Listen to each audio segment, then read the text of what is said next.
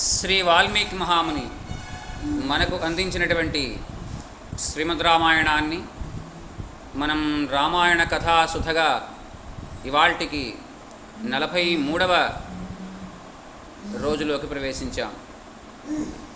నిన్నటి రోజున రామచంద్రమూర్తి భరతుల వారికి రాజ్య పరిపాలన విషయకమైనటువంటి సూచనలు ఎన్నో చేస్తున్నారు.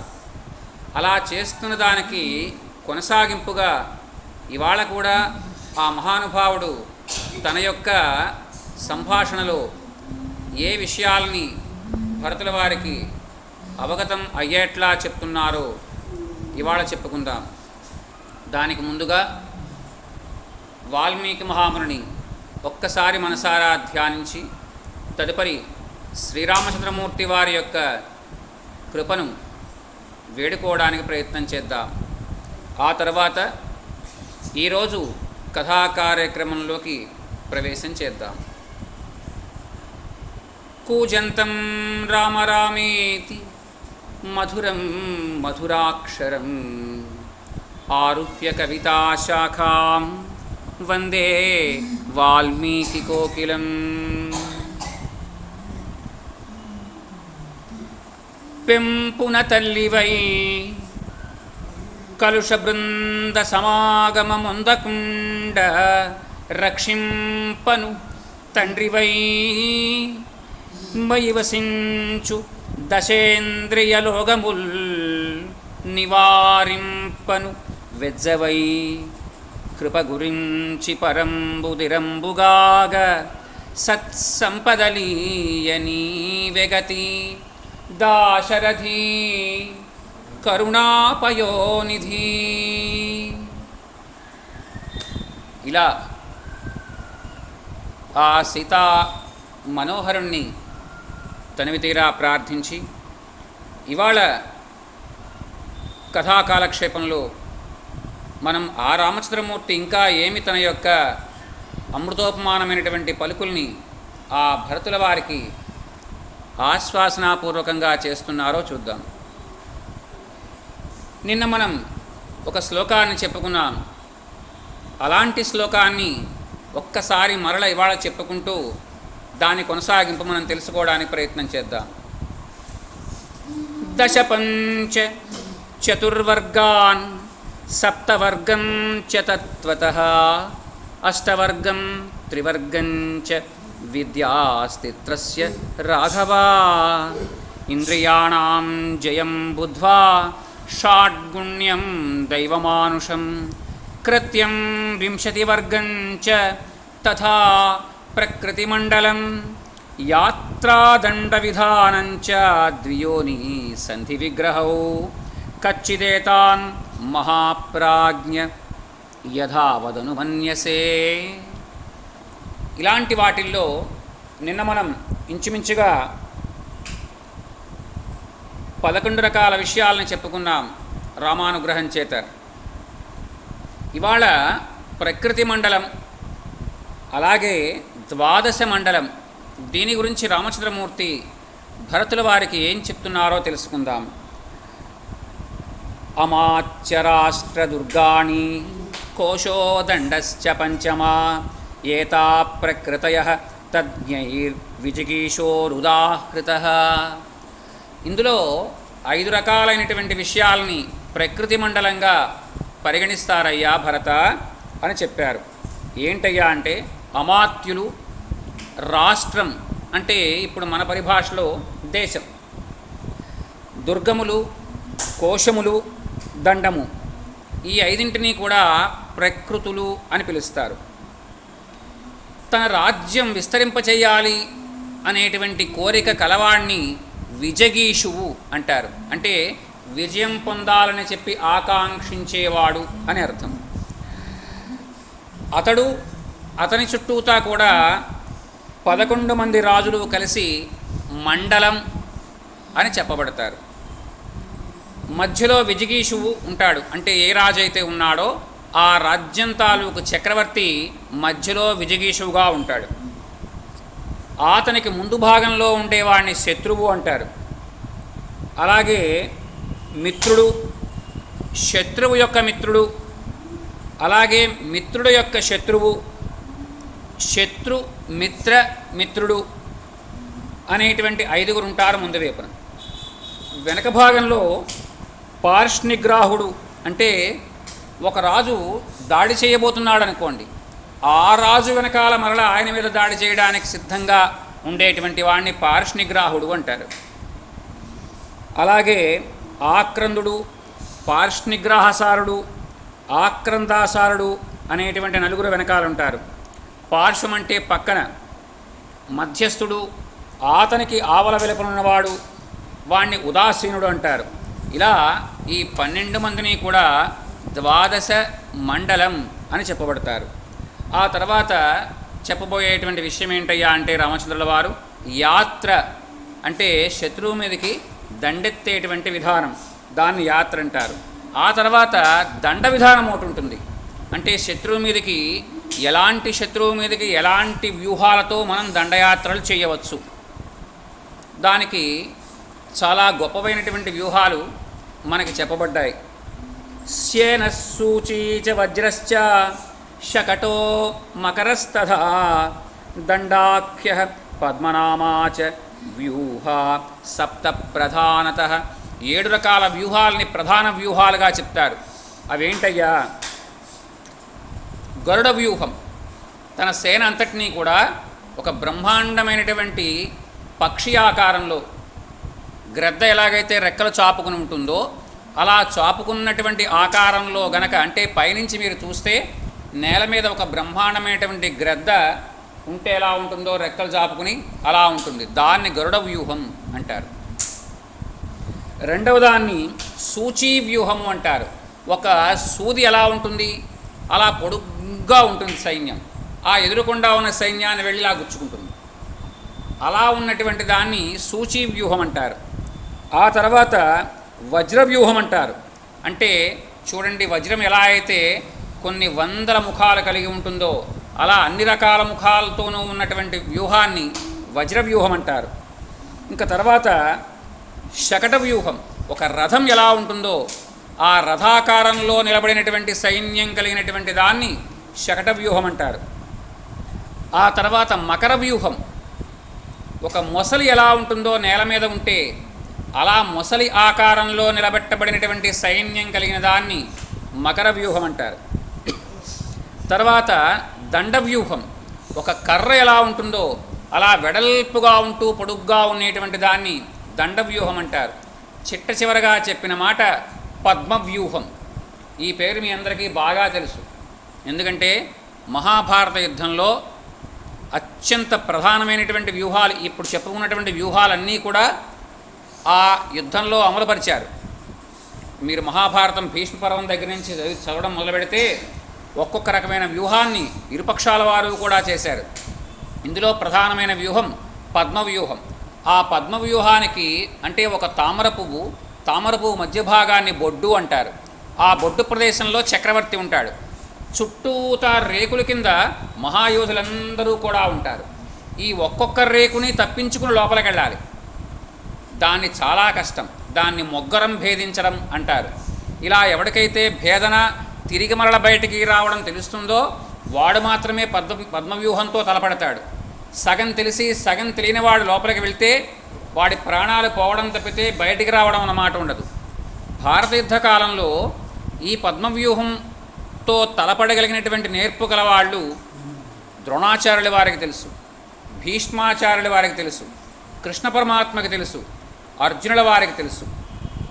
కానీ అభిమన్యుడు కూడా వెళ్ళాడు. అతనికి వెళ్ళడం తెలుసు తప్ప బయటికి భేదించుకుని ఎలా రావాలో తెలియదు. దాంతో వాళ్ళకి దొరికిపోయాడు, దివ్యమైనటువంటి వీరమరణాన్ని పొందాడు ఆయన.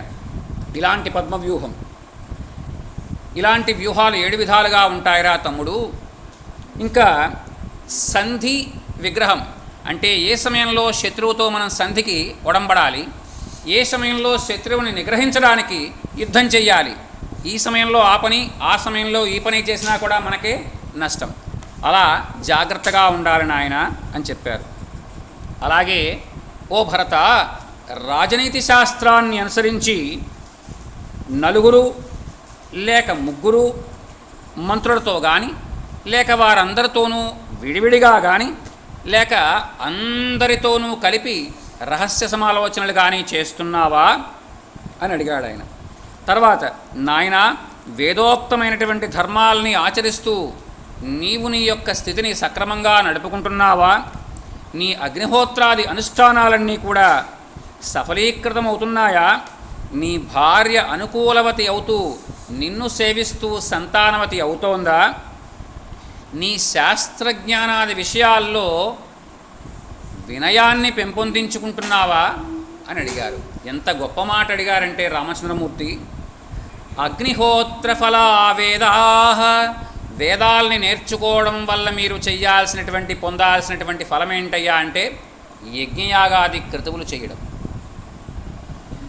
దత్తభుక్త ఫలం ధనం, ధన సంపద లభించినందుకు వాటిని సద్వినియోగం చేయడమే దాని యొక్క ఫలితం. డబ్బు ఉండగానే సరికాదు, ఆ డబ్బుని లేక ఆ ధనాన్ని సద్వినియోగం చేసేటువంటి మనస్తత్వం నీవు పెంపొందించుకోవడం. తర్వాత, రతిపుత్ర ఫలాదారాహ, భార్య ఉన్నందుకు ఆమెతో సుఖాన్ని అనుభవించడం, తద్వారా సత్సంతానాన్ని కనడం, ఇది ఫలితం. శీలవృత్త ఫలం శృతం, మహాపురాణాలు కానీ లేక దివ్యమైనటువంటి విషయాలు ఏవైతే నీవు విన్నావో ఆ విన్న విషయాల్ని ఆచరణలోకి తీసుకుని రావడం దాని ఫలం. ఊరికి ఈ చెవిలో విని ఈ చెవితో వదిలిపెట్టేసి హమ్మయ్య ఈ గంట ఎలాగోలా ఆయన ముందు గడిపేశాం అయిపోయింది, గేటు దగ్గరికి వెళ్ళిన వెంటనే ఒకసారి ఇలా ఇలా దులిపేసుకుని గేట్ అవతలకి వెళ్ళిపోవడం కంటే, ఇలా విన్నటువంటి విషయాలని గుర్తుపెట్టుకుని కనీసం 100 మాటలు చెప్తే కనీసం మొట్టమొదట కనీసం 10 సరే ఆచరణయోగ్యతలోకి తీసుకురావడం ధర్మం. అలా చేస్తున్నావా నాయనా నువ్వు అని అడిగారు భరతుల వారిని. భరతుల వారిని రామచంద్రమూర్తి అడిగారంటే అర్థం ఏంటో చెప్తారా ఒకసారి? ఏంటండి, నిన్న మొన్న చెప్పినంత గాలికి పోయిందన్న సంగతి ఇప్పుడే నాకు అర్థమైంది. ఆయన్ని అడ్డుపెట్టుకుని మనకి చెప్తున్నారని అర్థం. ఏ మాట అయినా సరే మన కోసమే రాముడు చెప్తున్నాడు, ఇది భరతుడి కోసం చెప్తున్నాడులే, మనకక్కర్లేదని మాత్రం ఎప్పుడూ ఎవరు అనుకోవద్దు. ఓ భరత, ఇప్పుడు రామచంద్రమూర్తి సరైన మాట మాట్లాడుతున్నారు. నేను చేసినటువంటి బోధలన్నీ కూడా నీకు ధర్మాల్ని ఆచరించడానికి ఉపయోగపడతాయిరా. ఇందాకనే అన్నాను గేటు పెట్టుకు వెళ్ళిపోయి దులిపేసుకోవడం గురించి. అలాగే ఒకవేళ మళ్ళా ఎవరు రాముడేమిటి, ఎవరు చెప్పినా మన దృష్టిలో ఒకటే, దులిపేసుకోవడానికి రాముడైతే ఏంటి దేవుడైతే ఏంటి అని ఒకవేళ మీరు కానీ ప్రయత్నం చేస్తారేమో అని మళ్ళీ ఇక్కడ ఆయన చివరిలో ఏమన్నారు కొసమెరుపుగా, ఓ భరత, ఇప్పుడు నేను చెప్పినవన్నీ కూడా నీ ధర్మాచరణకి ఉపయోగపడేవేరా అన్నాడు ఆయన. ధర్మ మార్గంలో సంపదల్ని ఆర్జించడానికి ఉపయోగపడతాయి నాయన, ధర్మార్థాలకి అనుగుణంగా సుఖాన్ని అనుభవించడానికి ఉపయోగపడతాయి. అలాగే అలా గనక నీవు ఉపయోగించుకుంటే నీకు ఆయుర్వృద్ధి కలుగుతుంది, నీ కీర్తి ప్రతిష్టలు ఇనుముడిస్తాయి నాయన. మన తండ్రియు మన తాత ముత్తాతలు వీరందరూ కూడా ఇప్పుడు ఏదైతే నేను నీకు చెప్పానో ఇలాంటి వాటినే వారు ఆచరించి వారి యొక్క జీవితకాలంలో కీర్తి ప్రతిష్టలు సంపాదించారురా నాయనా. అలాంటి సత్పురుషులు ఆచరించినటువంటి మార్గం ఏదైతే ఉందో అది మనకి ఖచ్చితంగా శుభాన్ని కలగచేస్తుందిరా భరత. రుచికరమైనటువంటి భోజన పదార్థాలని సంపదల్ని నీవు ఒక్కడవే అనుభవించడం లేదు కదా అని చెప్పి అడిగారు. కశ్చిత్ స్వాదుకృతం భోజ్యం ఏకో నాశ్నాసి రాఘవా. మనం రైల్లో వెళతాం, ఏ తిరుపతిలో వెళ్తాం, వెళ్ళేటప్పుడు ఏం చేస్తామండి, అందరం కలిసి సరదాగా కబుర్లు చెప్పుకు వెళ్ళాలి కదా అని ఇక్కడి నుంచి బయలుదేరేటువంటి తిరుపతి బండికి అడ్వాన్స్గా టికెట్లు బుక్ చేసుకుంటాం. అది ఇవాళ ఉదయం 7 గంటలకు బయలుదేరితే ఇక్కడ రేపు ఉదయం 7-7:15 కానీ తిరుపతి చేరదు. మరి ఈలోగా మనకు ఆకలేస్తుంది కదా, అందుకని ఉప్పుడు పిండి, పూరీలు, పులిహార ఇలాంటివన్నీ శుభ్రంగా చేసుకు వెళ్తాం. మొత్తం అంతా మనవాళ్లే ఉంటారు. ఏది, ఇటుపక్క 4, అటుపక్క 4, అటుపక్క 2, మొత్తం 10 ఒక దాంట్లో కనబడతాయి. మీరు కూర్చున్న దాంట్లో అటుపక్క 2 కిటికీల దగ్గర వేరే వాళ్ళు ఉంటారు. ఇక్కడ 4, అక్కడ 4 మీరుంటారు. ఎప్పుడన్నా మనం తినేటప్పుడు ఇంకో పేపర్ ప్లేట్లో కూడా పెట్టి ఆ కిటికీ దగ్గర ఉన్న వాడికి ఎప్పుడన్నా ఇచ్చామా? తక్కువ మంది మాత్రమే అలా ఇస్తారు. ఇక్కడ రాముడు ఏమని చెప్పారు, మంచి పదార్థాలు ఏవైనా స్వీకరించినప్పుడు ఒక్కడుగా తినరాదు అంటే మళ్ళీ మీరు అనొచ్చు, మేము 4 తింటున్నాం కదండి అని. ఇక్కడ మీరు అందరూ కలిసే ఒక్కరు, వాళ్లే బయట వాళ్ళు. అంటే నీవు చెప్పిన విద్యే నీరజాక్ష అని రాముడు ఒక్కడిని తినద్దన్నారు, మేము అందరం తినేస్తున్నాం కదా ఇక్కడ, అందులో సరిపోయింది కదా అనుకోవచ్చు. కానీ మీ కుటుంబం అంతా కలిపి దాన్ని ఏమంటారు? కుటుంబము అంటారు. కానీ వాళ్ళు బయట వాళ్ళు కదా, వాళ్ళకు కూడా ఇచ్చి వాళ్ళు గనక వద్దండి మేము తెచ్చుకున్నామండి అంటే మనం సరైన సంస్కారం తప్ప మనం తినేస్తూ ఉంటే వాళ్ళ పాపం అలా కూర్చుంటే అది కూడా మంచి పద్ధతి కాదండి. ఇదే రామచంద్రమూర్తి ఇక్కడ చెప్పారు. వాటిని కోరుకునేటువంటి బంధుమిత్రులకు కూడా పంచి ఇచ్చి ఆ తర్వాత నీవు భుజిస్తున్నావా అని అడిగారు. రాజనీతి ధర్మజ్ఞుడైనటువంటి మహారాజు ఆత్మజ్ఞాని అయి న్యాయదండాన్ని చేబూని ప్రజలను ధర్మబద్ధంగా గనక పరిపాలించినట్లయితే పూర్వరాజులకి ఎలాగైతే భూమండలమంతా వశమైందో అలాగే నీకు కూడా వశమవుతుందిరా అన్నారు. ప్రజలు మీరు బలవంతంగా మీకు నమస్కారం చేయమంటే చేస్తారా, లేక వారంతట వారుగా నమస్కారం చేసేట్లా మీ ప్రవర్తనలు ఉంటే చేస్తారా? చెప్పండి, వింటాను ఒకసారి. మన ప్రవర్తన శ్రేష్టమైన ప్రవర్తన అయితే ఎక్కడ కనబడినా సరే 2 చేతులు ఎత్తి నమస్కారం చేస్తారు. అందువల్ల రాజుకి కావాల్సింది సత్యం మీద నిలబడడం, సత్యమార్గాన్ని మాత్రమే ఆశ్రయించి ఉండడం. అది సర్వశ్రేష్టం రా తమ్ముడు అని చెప్పారు. రామచంద్రమూర్తి వారు చెప్పినటువంటి ఈ మాటలన్నీ కూడా అత్యంత శ్రద్ధాసక్తులతో విన్నారట భరతుల వారు. అన్నా, నిన్ను సేవించడం ఒకటి మాత్రమే నాకు పరమధర్మం. నువ్విప్పుడు ఎన్నో ధర్మాలు చెప్పావు, ఆ ధర్మాలన్నీ కూడా నేను ఆచరించాలా ఆచరించకూడదా అని కాదు.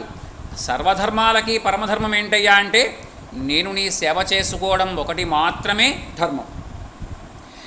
దానికి దూరమైనప్పుడు నాకు ఇతరములైనటువంటి రాజధర్మాలతో పని ఏంటన్నయ్యా అని అడిగాడు ఆయన. ఇది ఒకటి గుర్తుపెట్టుకోండి, పరమాత్మతత్వానికి మీరు దూరంగా జరిగిపోతున్నప్పుడు మీరు ఆచరించేటువంటి సకల ధర్మాల వల్ల వీసమెత్తు ఉపయోగం లేదు అనే భరతుల వారు చెప్పిన దానికి అర్థం. మీరు ఒకసారి గుడికి రారు, మనసులో స్వామిని తలవరు, కానీ బయటవన్నీ కూడా చేస్తూ ఉంటారు. రకరకాల దానాలు చేస్తామంటారు, ధర్మాలు చేస్తామంటారు. పరమాత్మ ఎడల మీ చిత్తం లగ్నం కాకుండా మీరు ఏం చేసినా సరే దానివల్ల వీసమెత్తు ఉపయోగం లేదు. అదే మాట ఇక్కడ భరతుల వారు చెప్పారు. ఓ నరోత్తమ, అన్నదమ్ములలో జ్యేష్ఠుడు ఉండగా కనిష్ఠుడు రాజు కాజాలడయ్యా. ఇది మన వంశపారంపర్యంగా మనం ఆచరిస్తూ ఉన్నటువంటి సాంప్రదాయం. అందువల్ల నీవు ఉండగా నేను రాజునవ్వడం మాత్రం జరగని పని. ఓ రఘునందన, జ్యేష్ఠపుత్రుడైనటువంటి నీవు సర్వ సంపదలతో వెలసిల్లేటువంటి ఆ అయోధ్యా నగరానికి రావయ్యా. మన వంశప్రతిష్ఠ కోసం కోసల రాజ్యానికి పట్టాభిషిక్తుడుగా సామాన్యజనులు రాజును మానవమాతృనిగా భావిస్తారు. కానీ ధర్మార్థాల విషయంలో వాటి ఆచరణలో మానవాతీతమైనటువంటి వారిగా భావిస్తారు. నీవు నా దృష్టిలో సామాన్యమైనటువంటి రాజువు కాదు. మమ్మల్ని కరుణించడం కోసం ఆ దివి నుంచి భూమికి దిగి వచ్చినటువంటి దైవానివే అని చెప్పాడు ఆయన. మన తండ్రి గారు అశ్వమేధాది మహాయజ్ఞాలన్నీ కూడా ఆచరించి ఉన్నారు. అలాగే సత్పురుషుల యొక్క గౌరవాదరాభిమానాలు పొంది ఉన్నారు. అలాంటి ప్రభు నేను కేకయ రాజ్యంలో ఉండగా నీవు అరణ్యగతుడు అయి ఉండగా స్వర్గస్థుడయ్యాడనయ్యా అని విలవిలా ఏడిచేట ఆయన కాళ్ళు పట్టుకుని. సీతాదేవి లక్ష్మణునితో పాటుగా నీవు అయోధ్యా నగరాన్ని వీడి వనాలకు వచ్చిన తర్వాత మహారాజు గారు దుఃఖాతిరేకంతో నిన్ను తలచి తలచి తలచి నీకోసం వగచి వగచి వగచి ఆ మహానుభావుడు స్వర్గస్థుడయ్యాడనయ్యా అని చెప్పారు. అందువల్ల ఓ పురుషోత్తమా, ఓ అగ్రజా, లే, తండ్రి గారికి తిలోదకాలు సమర్పించు. నేను శత్రుఘ్నుడు కూడా ఇంతకుముందే ఈ తిలతర్పణాలు పితృపితామహ ప్రపితామహులకు పిండోదకాలన్నీ కూడా మేము నిర్వర్తించాము. అందువల్ల జ్యేష్ఠుడిగా నీవు నిర్వర్తించాల్సినటువంటి బాధ్యత ఉంది కాబట్టి ఓ అన్నయ్య, నీవును లక్ష్మణుడు కూడా ఈ తిలోదకాలు ఇవ్వండి అన్నారు. భరతుడు చెప్పినటువంటి ఈ హృదయ విదారకమైనటువంటి విషయాన్ని విన్న తర్వాత రామచంద్రమూర్తి మనస్సంతా కూడా తల్లడిల్లిపోయిందట. కళ్ళమ్మట నీరు ఏకధారగా వస్తోంది. సీతాదేవి ఒక్కసారిగా చెలించిపోయారట, మామగారు స్వర్గస్థులయ్యారనేప్పటికీ. ఎందుకంటే సీతాదేవి అంటే దశరథ చక్రవర్తికి చాలా చాలా ఇష్టం. ఎప్పుడైతే ఇలాంటి వజ్రాయుధం యొక్క ప్రహారం లాంటి మాట రామచంద్రమూర్తి విన్నారో భరతుని యొక్క నోట, ఎక్కడ లేనటువంటి బాధ కూడా ఆయన అనుభవించారట మహానుభావుడు. రెండు చేతులు కూడా పైకెత్తి నమస్కారం చేశారట స్వర్గస్థుడైనటువంటి తన యొక్క తండ్రికి. ఓ తండ్రి, మమ్మల్ని వదిలి నీవు ఎక్కడికి వెళ్ళావు అని చెప్పి ఘోరమని విలపించారట మహానుభావుడు. అని ఒక మహావృక్షాన్ని గొడ్డల చేత ఖండిస్తే ఆ వృక్షం ఎలా అయితే విరుచుకుపడిపోతుందో అలా తండ్రి గారికేసి రెండు చేతులు పైకెత్తి ఒక్కసారిగా నేల మీద కూలబడిపోయారట రామచంద్రుడు. భరతుడు కనబడగానే రామచంద్రమూర్తి ఒక బ్రహ్మాండమైనటువంటి వృక్షానికి పుష్పాలతో నిండిపోతే ఆ వృక్షం ఎలా ఉంటుందో అలా ముఖం వికసించిపోయిందట భరతుల వారిని చూసిన తర్వాత. ఈ హృదయ విదారకమైనటువంటి మాట విన్న తర్వాత ఒక్కసారిగా గొడ్డలతో నరకబడినటువంటి అదే వృక్షం ఎలా ఉంటుందో అలా అయిపోయారట ఆ మహానుభావుడు. జగత్ప్రభు అయినటువంటి ఆ రాముడు అలా నేల మీదకి పడిపోయి ఉండగా మహాధనుర్ధారైనటువంటి ఆ రాముడు చుట్టూతా చేరారట అందరూ కూడా. సీతాదేవి తమ యొక్క ముగ్గురు సోదరులు కూడా ఆయన్ని పట్టుకుని ఏడుస్తూ స్పృహ తప్పిపోయాడు ఆ మహానుభావుడు. ఇది అశనిపాతం అంటారు, ఒక పిడుగు లాంటి మాట రామచంద్రుడు లాంటి వారికి. క్రమక్రమంగా స్పృహలోకి రావడమేంటి, కన్నీరు ఏకధారగా వస్తోందట ఆయనకి. తన తండ్రి యొక్క రకరకాలైనటువంటి విషయాలన్నీ కూడా తలుచుకున్నాడు. చిన్నప్పుడు నాన్నగారు నన్ను ఇలాగా కుర్చడం మీద కూర్చోబెట్టుకునేవారు, ముద్దు పెట్టుకునేవారు, చక్కగా గడ్డం పుణికిపుచ్చుకునేవారు. నేను చిన్నప్పుడు చంద్రుణ్ణి చూపించమని ఏడ్చాను, అప్పుడు మా నాయనగారు అద్దం తెప్పించి చంద్రుణ్ణి చూపించారు అని ఇలా తన చిన్నతనంలో, అలాగే తాను పెద్దయిన తర్వాత విశ్వామిత్రుల వారితో వనవాసానికి ఆ యజ్ఞాన్ని సంరక్షించడం కోసం పంపేటప్పుడు కూడా ఆయన ఏ విషయాన్నైతే వద్దని చెప్పారో అలాంటివన్నీ కూడా ఆయన తలుచుకుని దుఃఖించారట ఆ మహానుభావుడు. సోదరా, తండ్రి గారు కాలం చేసిన తర్వాత నేను అయోధ్య నగరానికి వచ్చి ఇప్పుడు మాత్రం ఏం చేయగలనురా? ఆ మహాత్ముణ్ణి కోల్పోయిన తర్వాత ఆ అయోధ్య నగరాన్ని ఎవరు పాలిస్తారురా అని, ఓ తమ్ముడు, నీవైనా అంతిమ దర్శనానికి కానీ ఆయన చివరి మాటలకు కానీ ఉన్నావురా అక్కడ అని అడిగాడు ఆయన.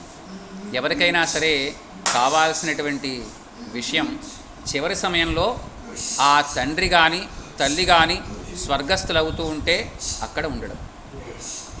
ఇది అందరికీ మళ్ళా ఇంకోసారి రిక్వెస్ట్ చేస్తున్నాను. సామాన్యంగా అందరూ కూడా ఆ చివరి సమయం గనక వారికి తెలుస్తోంది అంటే కనీసం సెలవు పెట్టుకుని ఆ దగ్గరలో ఉండాలి. ఉద్యోగ నిర్వహణలో ఉండిపోయి అక్కడెక్కడో దూరంగా ఉండిపోతూ కుదరదు మాకు అని చెప్తూ రాలేక, ఏ భార్య తాలూకు పుట్టింటి వాళ్ళ పెళ్ళిళ్ళకో అవసరాన్ని బట్టి సెలవులెట్టుకుని వచ్చేసి కంటే తండ్రి కానీ తల్లి కానీ మరణావసాన కాలంలో ఉంటే ఖచ్చితంగా వాడి పక్కన ఉండాలి. వాళ్ళ చివరి చూపులు వీళ్ల మీద పడ్డానికి తగినటువంటి అవకాశం మాత్రం కల్పించాలి. ఇప్పుడు రాముడు అదే అడుగుతున్నాడు, ఒరే తమ్ముడు, నేనంటే లేనురా, లక్ష్మణుడు లేడురా, నీవు కానీ శత్రుఘ్నుడు కానీ ఆ నాన్నగారి కడపటి చూపులు చూశారా? మిమ్మల్నన్నా ఆ మహారాజు చూడగలిగాడా? మీతోనన్నా తాను చెప్పదలుచుకున్నటువంటి 4 ముక్కల్ని చెప్పగలిగాడరా నాయన అని ఏడ్చాట ఆయన. పోనీ మీరన్నా సరే చివరిలో నాన్నగారికి అంత్య సంస్కారాలు జరిపారురా, ఇంతకంటే ఏం కావాలి? నిజంగా ఆయన కొడుకులు నలుగురిలో మీ ఇద్దరేరా నిజంగా ఆయనకి సరైనటువంటి దివ్యమైనటువంటి స్థితిలో ఆయన్ని పంపించిన వాళ్ళు అని బాధపడ్డాట మహానుభావుడు. ఓ పరంతప, తండ్రి ఏమో పరలోకగతుడయ్యాడు, నేను వనవాసానంతరం అయోధ్యకు చేరినను, నాకు అక్కడ నేను ఏం చెయ్యాలో, ఎలా రాజ్యం చెయ్యాలో ఇవన్నీ బోధించేవారెవరురా అన్నాడు. చూడండి, రామచంద్రమూర్తి పెద్దల ఎడల చూపించేటువంటి గౌరవం అలాంటిది. ఇంతకు ముందే భరతుడికి రాజ్యమంతా ఎలా చెయ్యాలో చెప్పాడు ఆయన. మనం గత 3 రోజులుగా అదే మాట చెప్పుకుంటున్నాం. కానీ ఇప్పుడు రాముడేమంటున్నారు, నేను 14 సంవత్సరాల తర్వాత అయోధ్యా నగరానికి వస్తే అక్కడ నాకు రాజ్యం ఎలా చెయ్యాలో ఏం చెయ్యాలో చెప్పేవాడు ఎవడున్నాడురా అని తండ్రికి ఇవ్వాల్సినటువంటి గౌరవం తండ్రికి ఇచ్చాడు. అన్నగారుగా తాను ఏ బాధ్యతనైతే తమ్ముడి ఎడల నిర్వహించాలో అలా తమ్ముడి ఎడల ఆయన ఇంతకుముందే నిర్వహించారు. ఇదివరలో మన తండ్రి తన ఆజ్ఞను శిరసావహిస్తూ ఉండేటువంటి నా ప్రవర్తన గురించి, అలాగే దాన్ని గమనించి నాకు సంతృప్తి కలిగేట్లాగా పెక్కు శుభవచనాలతో మాట్లాడుతూ ఉండేవారురా. అట్టి శుభవచనాలు ఇప్పుడు నాకు ఎవరు చెప్తారా నాయన?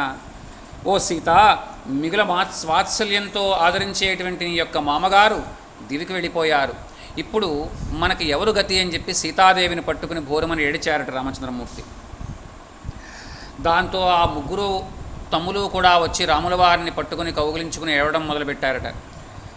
అలా సోదరులందరూ కూడా దుఃఖితుడైనటువంటి ఆ రామచంద్రమూర్తితో పాటుగా దుఃఖిస్తున్నారు. అప్పుడు వశిష్ఠుల వారు ముందుకు వచ్చారు. ఓ రామభద్ర, నీలాంటి ప్రాజ్ఞుడు ఇలా దుఃఖించడం తగదు. అందువల్ల ఏదైతే నీవు తర్పణాది క్రియలు చేయాలో వాటిని ఈ గంగానదీ తీరంలో చేయడం సర్వదా శుభప్రదం. అందువల్ల నాయన, నీవు బయలుదేరి గంగానదీ తీరానికి చేరి ఆ గతించినటువంటి స్వర్గస్థుడైనటువంటి ఆ దశరథుడికి తిలతర్పణాలు చెయ్యి అన్నారు రామచంద్రమూర్తితో వశిష్ఠ మహాముని. ఓ లక్ష్మణ, గార చెట్టు విత్తనాలు తీసుకొనిరా అన్నాడు ఆయన. నిన్న మీతో మాట్లాడాను కార్యక్రమం అయిపోయిన తర్వాత. అరణ్యంలో నువ్వులు దొరకవు, ఏం చేస్తారు అని కూడా అడిగాను. ఇక్కడ ఏం చెప్తున్నారో చూడండి రామచంద్రమూర్తి. ఓ లక్ష్మణ, గార చెట్టు విత్తనాలు, అలాగే తెలికపిండి. తెలికపిండి అంటే తెలుసా అండి? నువ్వుల పిండి కూడా తెచ్చుకుంటారు ఆహారం కోసం. అలాంటి నువ్వుల పిండి, ఆ నువ్వుల పిండి అంటే గానుగా చేస్తే మనకి ఏమొస్తుందండి? తెలగపిండి వస్తుంది కదా. దీనినే కొంచెం వెనక భాషలో అయితే తెలికపిండి అనేవారు. అందువల్ల ఆ తెలికపిండి తీసుకునిరా, గార చెట్టు విత్తనాలు తీసుకునిరా. మహాత్ముడైనటువంటి మన యొక్క తండ్రికి జలతర్పణాలు చేయడానికి వెళ్దాం. ముందు భాగంలో సీత నడుస్తుంది, ఆమె వెనక నీవు, నీ వెనక నేను వస్తాం. ఇలాంటి శోక సమయంలో ఇది ధర్మం అని చెప్పారు. గుర్తుపెట్టుకోండి. ఇంతకుముందు అరణ్యానికి వచ్చినప్పుడు వాళ్ళు ఎలా వచ్చారో గుర్తుందా అండి మీకు? ముందు లక్ష్మణుడు, మధ్యలో సీత, వెనకాల రాముడు. ఇలాగా తండ్రి గారికి తిలతర్పణాలు చేసే ముందు సీత, ఆ తర్వాత తమ్ముడు, ఆ తర్వాత తాను బయలుదేరి వెళ్తాం. కొన్ని పద్ధతుల్ని మనం రాను రాను పాటించడం మానివేసి చాలా కాలమైంది. ఇదే సందర్భంలో మళ్ళీ ఇంకో మాట చెప్తాను. ప్రతి సంవత్సరము కూడా గతించినటువంటి మన యొక్క అంటే ఉదాహరణకి నేను మీ అందరినీ చెప్పను, కానీ నన్ను నేను చెప్పుకుంటాను. ఎందుకంటే నాకు తల్లిదండ్రులు ఇద్దరూ గతించారు కదా. నేను మీ అనగానే గమ్మున కొంతమందికి మా వాళ్ళు ఇంకా ఉన్నారు కదండి మీరు అలా చెప్తారండి అనొచ్చు. మా నాయనగారు, మా అమ్మగారు ఇద్దరూ గతించారు. అందువల్ల ఆబ్దీకం పెడతాం మనం ప్రతి సంవత్సరం కూడా. వారిరువురికి కూడా ఆ 2 రకాల రోజుల్లో కూడా ఈ ఆబ్దీకం పెట్టేటువంటి విధానాన్ని కూడా మీకు ఒకసారి తెలియచేస్తాను పనిలో పనిగా. రేపటి రోజున ఆబ్దీకం అయితే గనక ముందు రోజు వెళ్ళి ఆ బ్రహ్మగారి ఇంటికి వెళ్ళి ఆయన్ని, అయ్యా రేపటి రోజు మా నాయనగారి యొక్క ఆబ్దీకం మీరు వచ్చి జరిపించాలి అని చెప్పి వారికి చెప్పాలి. అలాగే 2 బ్రాహ్మణుల్ని భోజనానికి పిలుస్తాం. ఒకళ్ళేమో విష్ణు స్థానంలో కూర్చుంటారు, ఒకళ్ళేమో పితృస్థానంలో కూర్చుంటారు. ఇలా పితృస్థానంలో కూర్చునేటువంటి బ్రాహ్మల ఇంటికి ఈ జంధ్యాన్ని ఎడంవైపుగా వేసుకుని దాన్ని ప్రాచీనావీతి అంటారు. ఎడంవైపుగా వేసుకుని అంటే మనం ఇలా కుడివైపున దంచం ఉంటుంది మాకు, దీన్ని ఎడంవైపున వేసుకుని వారింటికి వెళ్ళి పిలవాలి. విష్ణు స్థానంలో కూర్చునేటువంటి బ్రాహ్మడింటికి ఇలాగే వెళ్ళి పిలవాలి. ఆ పిలవడానికి వెళ్ళినటువంటి ముందు రోజు రాత్రి ఏ రోజైతే మనం చేస్తున్నామో రేపటి రోజున ముందు రోజు వాళ్ళని పిలవాలి, వాళ్ళని తీసుకుని రావాలి మన ఇంటికి. ముందు రోజు రాత్రి తీసుకుని వచ్చి ఆ ఇరువురితోనూ తాను కూడా ఫలహారాన్ని చెయ్యాలి. ఏ ఉప్పుడు పిండి లాంటిదో స్వీకరించాలి. తర్వాత రోజు ఉదయమే తెల్లవారుజామునే బయలుదేరి దగ్గరలో ఉన్నటువంటి నదీ స్నానానికి వెళ్ళాలి. ఆ నదీ స్నానం చేసి నిత్య విధులు ఏవైతే ఉంటాయో సంధ్యావందనాది కార్యక్రమాలు అవి చేసిన తర్వాత గాయత్రీ మంత్రానుష్ఠానాన్ని నడుంలోతు నీళ్ళల్లో నిలబడి అపర్ణాహం అయ్యేదాకా జపించాలి 12 గంటల వరకు.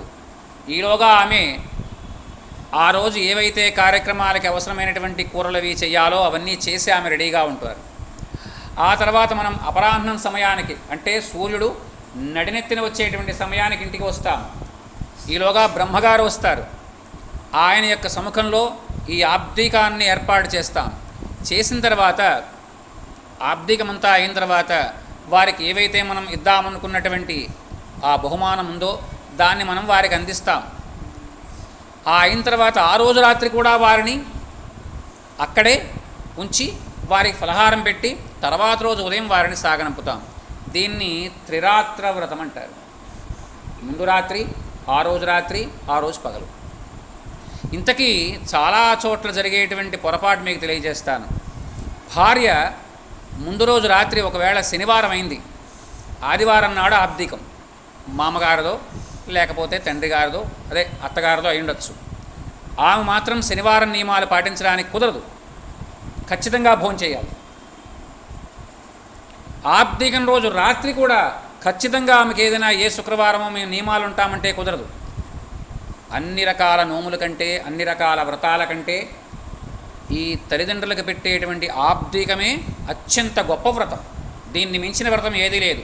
సత్యనారాయణ వ్రతం కూడా దీని తర్వాతే. ఆ భార్య ఆ రోజు రాత్రి భోజనం చెయ్యాలి, అంతకు ముందు రోజు రాత్రి భోజనం చెయ్యాలి.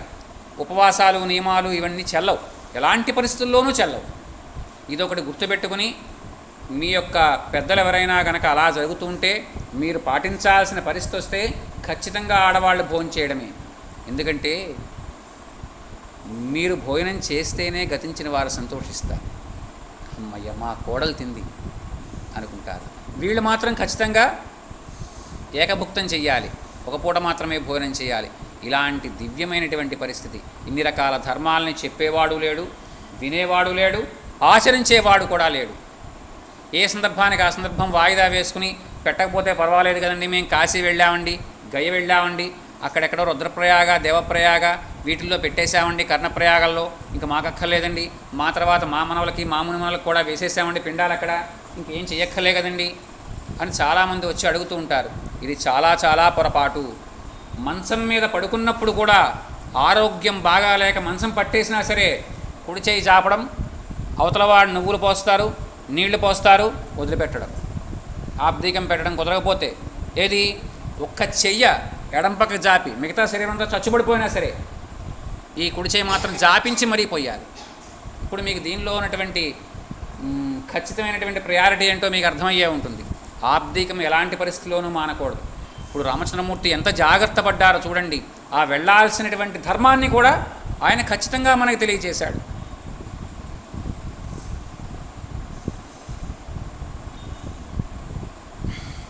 ఇంకా ఆ తర్వాత రాజకుమారుడు నిరంతరము కూడా అనుసరించి ఉండేవాడు, బుద్ధిశాలి, గొప్ప ఆలోచన శక్తి గలవాడు, మృదు స్వభావుడు, ఇంద్రియ నిగ్రహం గలవాడు, రామచంద్రమూర్తి ఎడల గాఢమైనటువంటి ప్రేమ గలవాడు, భక్తి గలవాడు అయినటువంటి ఆ సుమంత్రుల వారు రామచంద్రమూర్తిని ఆయన తమ్ముల్ని ఓదార్చి తన చేతిని రామచంద్రమూర్తి చేతిలో వేసి నడిపించుకు వెళ్తున్నారు. తండ్రి గతించారనగానే మనకు నిస్సత్తువ వచ్చేస్తుంది తెలుసా అండి. అందుకనే చూడండి, ముందు వెళ్తున్నటువంటి వాళ్ళని, ఆ కుండ పట్టుకు వెళ్తున్న వాళ్ళని ఒకళ్ళు పట్టుకుంటారు. ఎందుకంటే ఒక్కొక్కసారి దుఃఖాతిరేకంలో స్పృహ తప్పిపోవచ్చు, నేల మీద పడిపోవచ్చు. అలాంటి పరిస్థితి జరగకుండా ఉండాలి. అందులోనూ రాముళ్లాంటి అత్యంత సున్నితమైనటువంటి హృదయం కలవాడు ఆ తండ్రి గతించిన విషయాన్ని తట్టుకోలేడు. అందుకని సుమంత్రుల వారు ఆయన భుజం మీదుగా చెయ్యి వేసి నడిపిస్తున్నారట. అందరూ కూడా బయలుదేరి పవిత్రమైనటువంటి ఆ మందాకిని తీరాన్ని చేరుకున్నారు. ఆ నదీ తీరంలో ఉన్నటువంటి రేవులన్నీ కూడా, తీర్థాలన్నీ కూడా అత్యంత పవిత్రమైనటువంటివి. ఆ తీరాల్లో సమస్త వృక్షాలు కూడా ఎప్పుడూ ఫలపుష్పాలతో నిండి ఉంటాయి. రామలక్ష్మణులు సీతాసమేతంగా తడబడుతూ అక్కడికి వెళ్ళారట. చూడండి, అడుగులు కూడా సమంగా వెయ్యలేకపోతున్నారట వారు. సీతాదేవికి మామగారు గతించారనే దుఃఖం, ఆ అన్నదమ్ములు ఇరువురికి కూడా తండ్రి గతించాడనేటువంటి దుఃఖం. ఆ పుణ్యస్నానాలు చేశారు, తలారా వారు స్నానం చేశారు. చేసిన తర్వాత దోసిట్లో నీళ్లు తీసుకున్నారు. తీసుకున్న తర్వాత జలాలు వదిలిపెట్టారు వాళ్ళు. ఓ తండ్రి, ఈ జలాలు నీ యొక్క స్థితికి తృప్తి కలిగించుగాక అని చెప్పి జలతర్పణాలు చేశారు. తన మీద ఉండేటువంటి తండ్రి గారి యొక్క వాత్సల్యాన్ని స్మరిస్తూ ఆ నీళ్లు పట్టుకున్నారట రామచంద్రమూర్తి. దక్షిణాభిముఖంగా తిరిగారు. ఎందుకని దక్షిణాభిముఖంగా తిరిగారు? పితృలోకాలు దక్షిణాన ఉంటాయి. అందుకని దక్షిణాభిముఖంగా తిరిగి ఆయన నీళ్లు వదిలిపెట్టారట. ఓ నాయనగారు, నా ఎడబాటును భరింపజాలక మీరు అసూలు వీడారు కదా అని దుఃఖిస్తూ, ఓ రాజశిరోమణి, నేను వదులుతూ ఉన్నటువంటి ఈ జలాలు నీవు ఉత్తమలోకాలకి వెళ్ళడానికి ఉపయోగపడతాయి అని చెప్పి బిగ్గరగా రోధించారట మహానుభావుడు. నదీ జలంలోంచి ఒడ్డుకు చేరారు. ఆ తర్వాత తేజస్సాలైనటువంటి ఆ రామచంద్రమూర్తి తన తమ్ములతో కూడా ప్రాగ్దిశకి కూర్చుని, అంటే తూర్పు వైపు కూర్చుని ఆచమనాలు చేశారు. ఆ తర్వాత ఈ యజ్ఞోపవీతాన్ని ప్రాచీనావీతిగా మార్చుకున్నారు, అంటే ఎడంవైపుకు మార్చుకున్నారు. ఆ తర్వాత నువ్వులు తీసుకున్నారు, అదే గార విత్తనాలని చెప్పారు కదండి, గార విత్తనాలు అద్దుకున్నారు వేలికి. ఆ నీళ్లు ఇలా పెడమరలుగా పెట్టారు, చెయ్య బొటన వేల కిందకి, మిగిలినటువంటి 4 వేళ్ళు ముడిచి ఆ నీళ్ళని ఇక్కడ పోసుకున్నారు, వదిలిపెట్టారు. స్వధానమస్తర్పయామి, స్వధానమస్తర్పయామి, స్వధానమస్తర్పయామి అని చెప్పి రామచంద్రమూర్తి రేగుపళ్లతో కలిపినటువంటి గారపిండి ముద్దలను సిద్ధపరిచారు. వాటి మీద దర్భలు ఏర్పాటు చేశారు. దానికన్నా ముందే కిందన దర్భలను ఏర్పాటు చేశారు. దాని మీద పిండాలట్టి పెట్టారు. దాని మీద మరల దర్భల్ని వస్త్రాల కింద, యజ్ఞోపవీతాల కింద అందించారు. ఆ తర్వాత వాటి మీదుగా ఆయన తిలతర్పణాలు గావించారు. ఓ మహారాజా, నిత్యము మేము భుజించేటువంటి ఆహారాన్ని నీకు ఇప్పుడు సమర్పిస్తున్నాం. అక్కడ చూడండి, నిజంగా ఎలాంటి గొప్పదనం అంటే, ఆబ్దీకం ఎంత గొప్పదంటే, ఇప్పుడు మనకి సమయం సరిపోదు. ఈసారి ఎప్పుడన్నా ఆబ్దీకం ఎంత గొప్పదో మీకు వివరిస్తాను. మనం దేనినైతే భుజిస్తామో దానిని ఆ గతించినటువంటి వారికి పెట్టాలి. ఇదే మన ఇంట్లో అయితే మనం భుజించేటువంటి పదార్థాలన్నీ కూడా వేసి అన్నంలో వాటిని ముద్దలు చేసి పెడతాం. లేదా మనం ఇంట్లో లేక దూర ప్రాంతాలలో ఎక్కడన్నా ఏ క్షేత్రాలలోనా ఉంటే బియ్యపిండి తీసుకుని దాన్ని పాలు పోసి కలిపి ముద్దలు చేసి పెడతాం. ఇక్కడ రామచంద్రమూర్తి ఏం భుజిస్తున్నారు? ఆ గారపిండి భుజిస్తున్నారు, రేగుపళ్ళు భుజిస్తున్నారు. అందువల్ల వాటితోనే పిండాలు చేశారు. అదే మాట చెప్పారు ఆ మహానుభావుడు. ఓ తండ్రి, నేను ఏం భుజిస్తున్నానో ఇక్కడ దానితోనే మీకు ఇలాంటి ఆహారాన్ని సమర్పిస్తున్నానని చెప్పారు.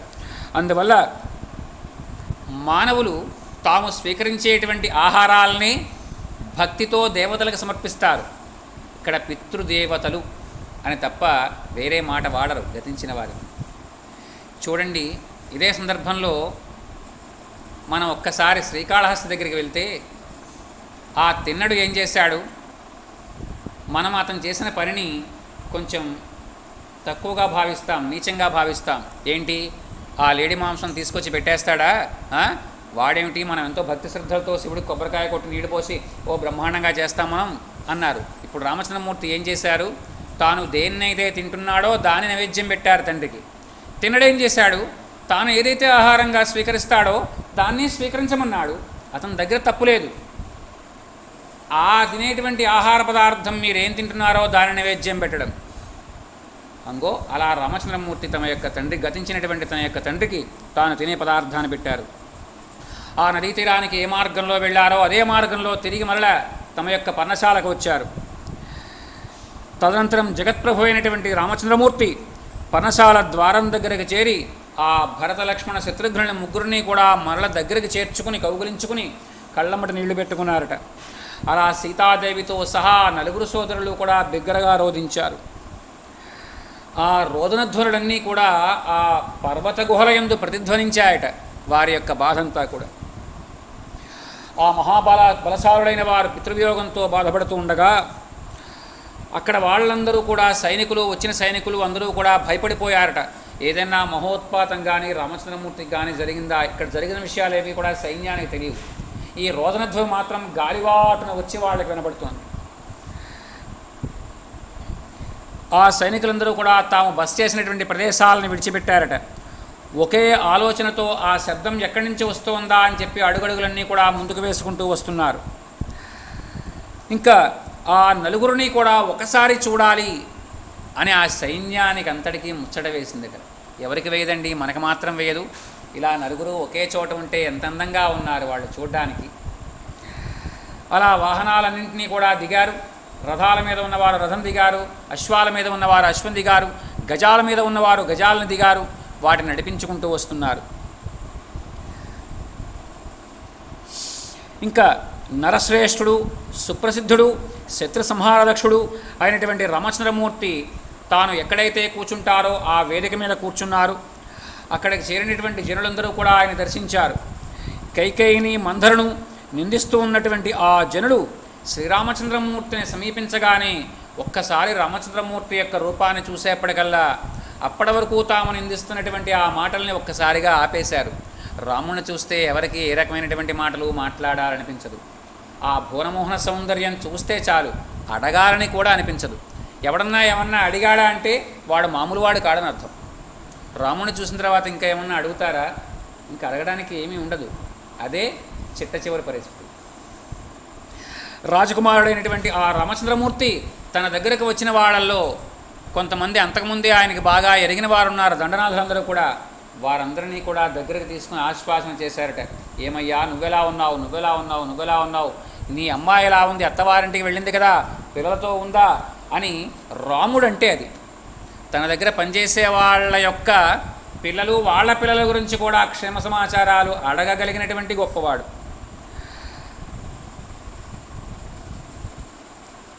వశిష్ఠ మహాముని ఆ తరువాత దశరథ చక్రవర్తి యొక్క భార్యల్ని తనతో పాటుగా తీసుకువచ్చారట రామచంద్రమూర్తి దగ్గరికి. కౌసల్యాది రాజపత్నులు తిన్నగా సాగిపోతూ మందాకిని నదిని, అక్కడ సీతారామ లక్ష్మణులు స్నానాది కృత్యాలు ఆచరించినటువంటి రేవుని కూడా దర్శించారు. అంటే ఎక్కడైతే రామలక్ష్మణులు సీతాదేవి స్నానమాచరిస్తారో రోజు ఆ ప్రదేశం దగ్గర నుంచి తీసుకొచ్చారట వాళ్ళని.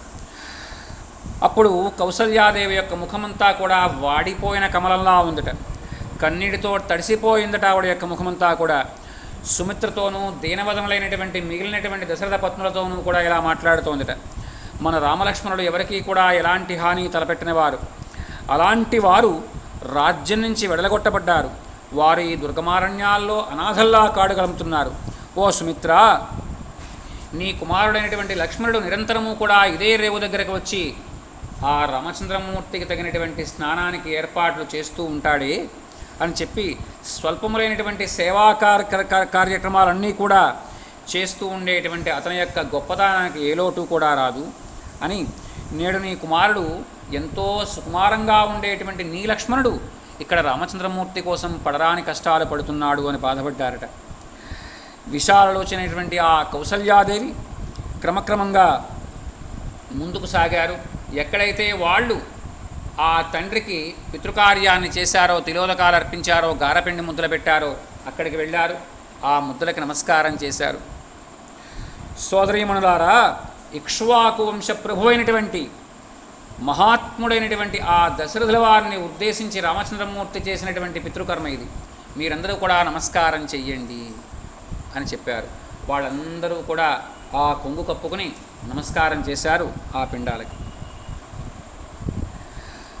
ఎన్నెన్నో మహాభోజనాలన్నీ కూడా స్వీకరించినటువంటి మన మహారాజుకి ఇది సరైనటువంటి భోజనంగా నేను భావించను అని ఏడిచిందిట ఆవిడ.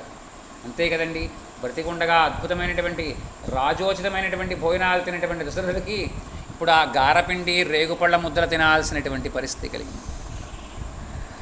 సముద్రాలే ఎల్లలుగా కలిగినటువంటి ఈ చతుస్సముద్ర వేలావలైన ధరణీ మండలానంతటినీ కూడా పరిపాలించినటువంటి మన మహారాజుకి ఇలాంటి గారముద్రతో భోజనమా, అది కూడా రాముడు పెట్టడమా అని తలబాదుకుని ఏడిచిందిట ఆ కౌసల్యాదేవి. మానవులు తాము భుజించేటువంటి ఆహారాన్నే దైవానికి పెడతారు అన్నది లోకప్రసిద్ధం. అందువల్ల నా రాముడు ఇలా తాను భుజించేటువంటి ఆహారం ఇదా అని కన్నీరు మున్నీరుగా విలపించిందిట ఆవిడ. అంతే కదండి, మనం ఏది భుజిస్తామో అదే భగవన్నివేదనకి చేస్తాం. అందువల్ల నా రాముడు ఇక్కడ గారపిండి తిని ఈ రేగుపొడని తింటున్నాడా అని ఏడిచిందిట ఆవిడ. అలా విశాల నేత్రులైనటువంటి ఆ రాజమాతల దూరం నుంచి కనబడుతున్నారు తన దగ్గరికి వస్తూ. వెంటనే ఒక్క ఉదుటన తాను కూర్చున్నటువంటి ఆ ఆసనం మించి లేచారు. లేచి వెంటనే 2 చేతులు నమస్కారం చేసి వాళ్ళకి ఎదురు వెళ్ళారట రామచంద్రమూర్తి. ఆ తర్వాత కౌసల్యాది మాతలు ఎవరైతే ఉన్నారో ముగ్గురు, వారికి, ఆ తర్వాత దశరథ చక్రవర్తి యొక్క 350 మంది భార్యలకి కూడా పాదాలంటే నమస్కారం చేసేట ఆయన. అది రామచంద్రమూర్తి అంటే. ఇంకా మిగిలినటువంటి వాళ్ళందరూ కూడా ఆయన్ని అక్కున చేర్చుకుని విలపించారట. నాయనా రామా, మనమందరం కూడా అనాథలైపోయామురా అని చెప్పి ఏడ్చారట ఆ రాజమాతలందరూ కూడా. సీతాదేవి చూసిన వెంటనే ఇంక కౌసల్యాదేవి ఆగలేకపోయారట. ఒక్కసారి దగ్గరకు తీసుకుని ఆమె యొక్క చెంపలు నిరుముతూ, అలాగే జుట్టులో వేళ్లు పెట్టి అందంగా దువ్వుతూ, అమ్మా సీత, ఎన్ని కష్టాలని అనుభవించాల్సినటువంటి పరిస్థితి కలిగింది అని చెప్పి కన్నీరు మున్నీరుగా విలపించారట. జనక మహారాజు కుమార్తెగా, దశరథ చక్రవర్తి కోడలిగా ఎంతో వైభోగాన్ని అనుభవించవలసినటువంటి నీవు ఇంతటి దుర్భరమైనటువంటి పరిస్థితుల్లో ఉంటున్నావా అని బాధపడ్డారట ఆవిడ.